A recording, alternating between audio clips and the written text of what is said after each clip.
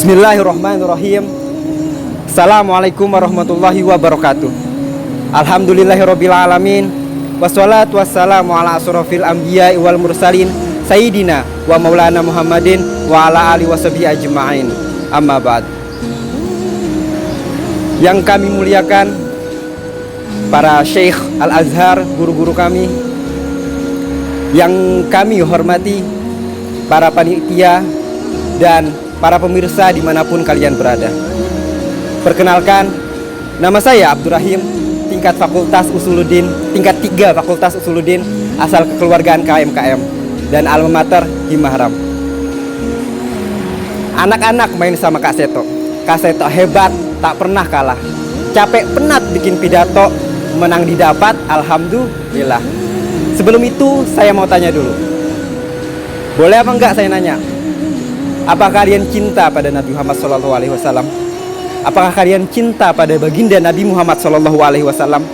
Kalau cinta, mari kita ikut meneladani Nabi Muhammad SAW. Jika kita tidak bisa secara keseluruhan, maka janganlah ditinggalkan secara keseluruhan. Ma la yudriku kulluh, la yutraku kulluh. Tapi apakah kita bisa meneladani Nabi Muhammad SAW tanpa ilmu? Jika kita ingin dan niat meneladani Nabi Muhammad SAW tapi tanpa belajar, maka hasil yang didapat adalah sesat dan menyesatkan. Dan pemahaman yang sesat malah mengotori nilai Islam itu sendiri. Zaman berubah. Apa kita bisa hidup sebagaimana Nabi SAW hidup di zamannya? Muslim modern di era globalisasi punya kebutuhan hidup yang berbeda, punya gaya hidup dan bisa disesuaikan dengan metode Islam.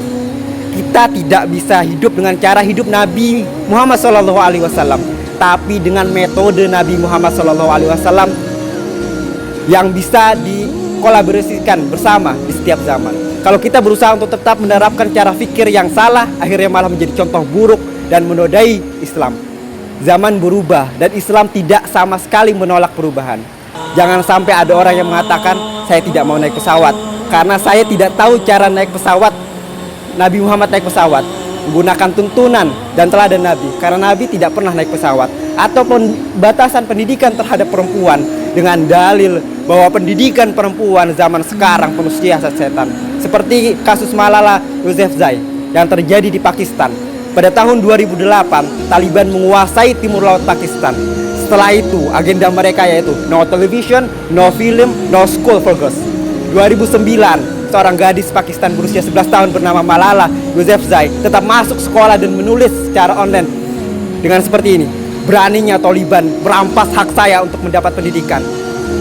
Pada tahun 2012 saat dia berusia 14 tahun, saat dia mau berangkat ke sekolah naik bis, seorang tentara Taliban bertopeng dengan bersenjata laras panjang menaiki bus dan bertanya, "Mana Malala?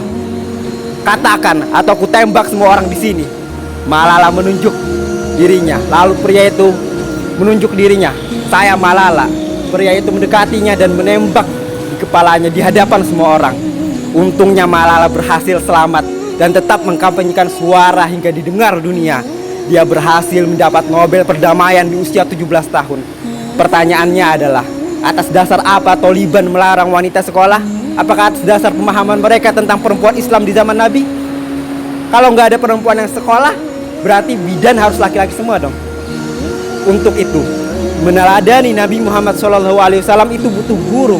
Maka kata Syekh Yusri perlu datang dan belajar kepada Dr. Ali Jum'ah, Darul Iftamsir, Al-Azhar Asarif beberapa tahun, agar mengetahui bagaimana supaya tidak bertabrakan dengan zaman dan bisa menyesuaikan kehidupan masa kini dengan cara dan manhaj Islami, bukan dengan cara hidup di zaman Nabi Muhammad SAW.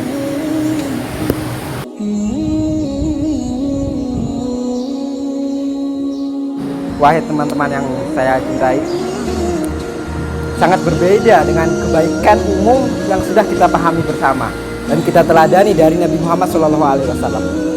Seperti contoh saling menghormati, banyak berderma, bertanggung jawab, bersih, sopan, ramah, dan rapi. Kita bisa menerapkannya dan mengamalkannya dengan baik dan bebas di setiap zaman.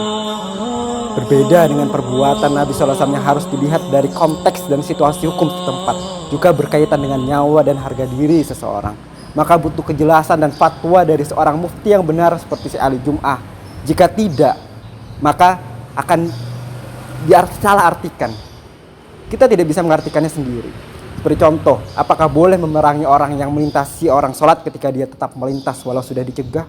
Karena di Sahih Bukhari kan seperti contoh, seperti yang ada di Sahih Bukhari, idza shalla ahadukum ila shay'in yasturuhum minan nasi fa arada ahadun ayyataza baina yaday falyadfa'u fa in aba falyuqatil fa innahu syaiton. Maka memahami dan mengamalkan hadis seperti ini butuh terhadap guru. Tidak lantas hanya dengan membaca dan memahami dengan makna dangkal kita bisa benar. Yang ada sesat dan menyesatkan. Kesimpulan yang didapat, marilah kita sama-sama belajar dan terus berusaha mengamalkan apa yang dipelajari sedikit demi sedikit. Qailayatul kalam, akhir kata saya ucapkan terima kasih sebanyak-banyaknya. Cahaya terang silau di mata walau sudah menutup tenda. Bila ada silap tutur kata, saya haturkan maaf yang tulus wahai baginda. Wabillahi taufiq wal hidayah, waridho wal inayah. Wassalamualaikum warahmatullahi wabarakatuh.